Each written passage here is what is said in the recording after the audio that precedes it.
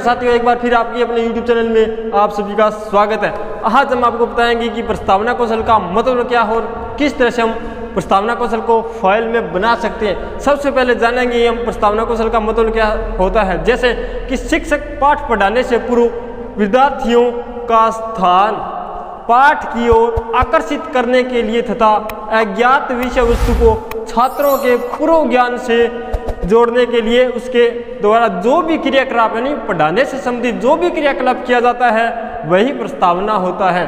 ठीक है, प्रस्तावना कौशल को फाइल में आपको बनाने से पहले 3 कॉलम दिखाई दे रहे होंगे। इस तरह के फाइल में भी आपको नजर आएंगे। फाइल के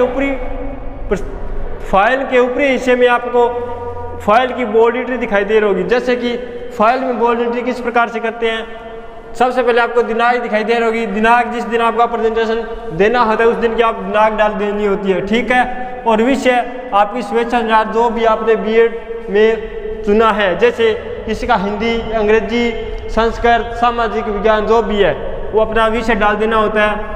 और प्रकरण जो भी हम पाठ पढ़ाने से पूर्व जो पढ़ाएंगे उसके बारे में लिखना होता है। उसके बाद क्लास जो भी स्कूल में घंटा चल रहा होता है वही क्लास होती है, हमारा ले लेते हैं फर्स्ट सेकंड। ठीक है, और कक्षा आप स्वेच्छा अनुसार 6 से 12 तक ले सकते हैं। हम अपनी ले रखते हैं 8वीं कक्षा।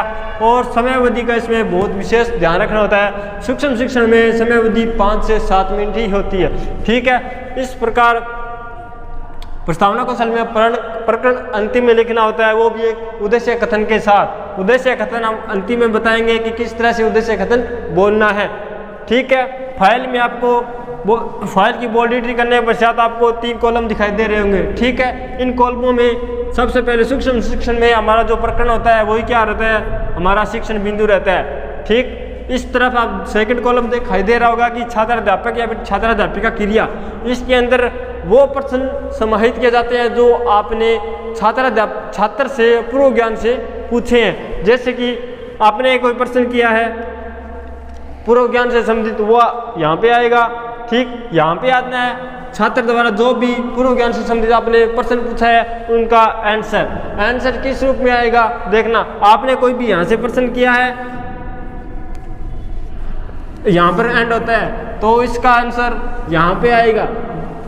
जिस भी स्थान से हमारा प्रश्न एंड होता है उसी सीध में हमें आंसर लिखना होता है। ठीक है, इसके बाद प्रस्तावना कौशल में प्रश्नों में तारतम्य होनी चाहिए, यानी जिस भी हमने पहला प्रश्न किया, जिस भी हमारा पहले प्रश्न उत्तर आने के पश्चात इसी उत्तर से हमें दूसरे प्रश्न का निर्माण करना होता है। इस तरह से दूसरे प्रश्न का उत्तर आया, इसी उत्तर से हमें तीसरे प्रश्न का निर्माण करना होता है। प्रस्तावना कौशल के हम कम से कम 4-5 प्रश्न ले सकते हैं और ज़्यादा से ज़्यादा 10 प्रश्न का समावेश कर सकते हैं। वैसे तो इसमें कोई नियम नहीं होता, नियम यही होता है कि इसके अंदर समयावधि का विशेष ध्यान रखना होता है। समयावधि के अनुसार हम प्रश्नों का समावेश कर सकते हैं 5 से लेकर 10 तक। अंतिम प्रश्न हमारा समस्यात्मक प्रश्न होना चाहिए जो छात्रों के पूर्व ज्ञान से संबंधित ना हो, यानी छात्र उनका जवाब ना दे सके। समस्यात्मक प्रश्न आने के पश्चात हमें एक उद्देश्य कथन बोलना है ताकि हमारा एक प्रकरण सुनिश्चित करना होता है। जैसे कि प्रकरण आज का हमारा देख लेते हैं वर्षा पर। हमारा अंतिम प्रश्न रहता है वर्षा।